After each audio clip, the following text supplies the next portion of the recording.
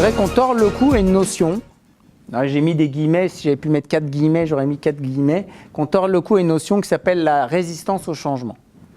Alors c'est une notion, bon, la résistance au changement, c'est un peu comme s'il y avait ceux qui résistaient au changement, et puis ceux qui ne résistaient pas au changement, et puis c'était pas bien de résister au changement, et puis ceux qui sont de bonne volonté ne résistent pas au changement, ceux qui sont pas efficaces, eux, résistent au changement.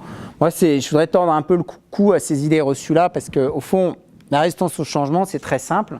C'est un mécanisme psychologique qui est constitué de 4 croyances qu'on peut tous avoir à un moment donné, qu'il est parfaitement normal d'avoir. Première croyance,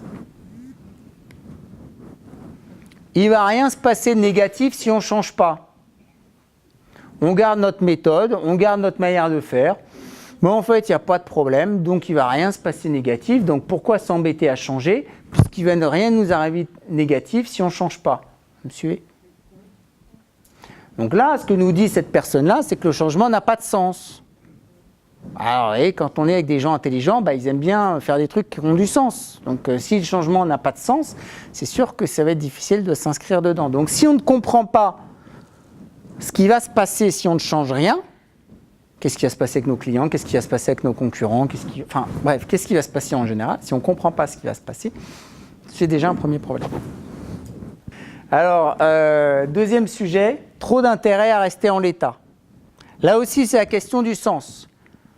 Moi, je suis le champion du système d'information qui doit disparaître et je suis le seul à le connaître et je suis totalement indispensable. Donc, j'ai beaucoup de bénéfices à rester au changement, j'ai beaucoup de bénéfices à rester accroché à mon ancien système qui m'apporte plein d'avantages, alors que le nouveau va peut-être me rendre beaucoup moins indispensable. Donc là, vous voyez, c'est bien naturel et bien normal que j'ai un confort qui m'empêche d'accepter le changement, puisque le changement supposera que je perde ce confort. Troisième élément, je ne vois pas bien ce que va apporter le nouveau système. Je vois très bien ce que m'apporte l'ancien système, mais je ne vois pas très bien ce qu'apporte le nouveau. Donc vous voyez que ça va être compliqué de trouver du sens au changement si je ne vois pas en quoi le nouveau système qu'on me propose, dans lequel je vais devoir faire des efforts pour me l'approprier, pour le maîtriser, m'apporte pas de choses que l'ancien ne m'apporte pas déjà.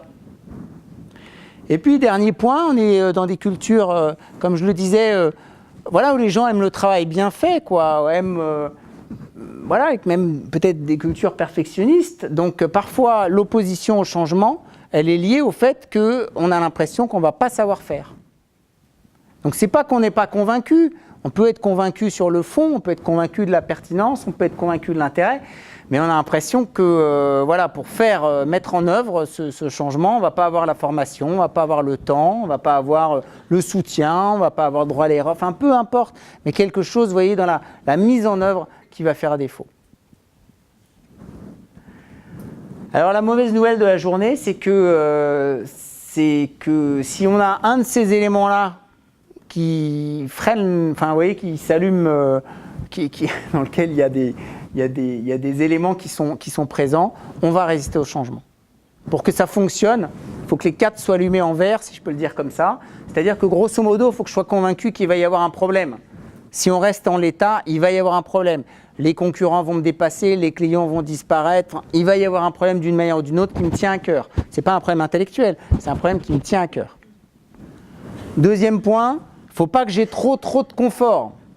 Ça, c'est la mauvaise nouvelle. Il ne faut pas que j'ai trop de confort. Si j'ai beaucoup de confort à être comme je suis, je vais avoir beaucoup de mal à accepter les demandes de changement parce que je vais toujours les voir comme une perte de confort. Troisième point, il faut que je sois quand même convaincu, il faut que je sois motivé, comme on dit, il faut que je sois quand même convaincu que ce changement, il va m'apporter quelque chose. Sinon, quatrième point, j'aurai du mal à supporter les obstacles qu'il y aura nécessairement sur le chemin.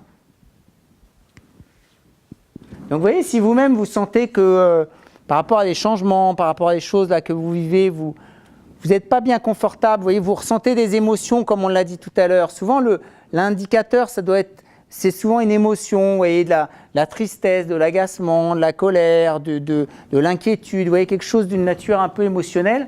Essayez de remonter le courant en vous disant, tiens, c'est lié à quoi? Je ne vois pas l'intérêt, j'ai l'impression que je vais moins bien travailler qu'avant, j'ai l'impression que je ne vais pas savoir faire, un peu de tout ça, vous voyez, pour essayer de travailler souvent collectivement plutôt que tout seul sur ce qui vous empêche de rentrer dedans si tel est le cas?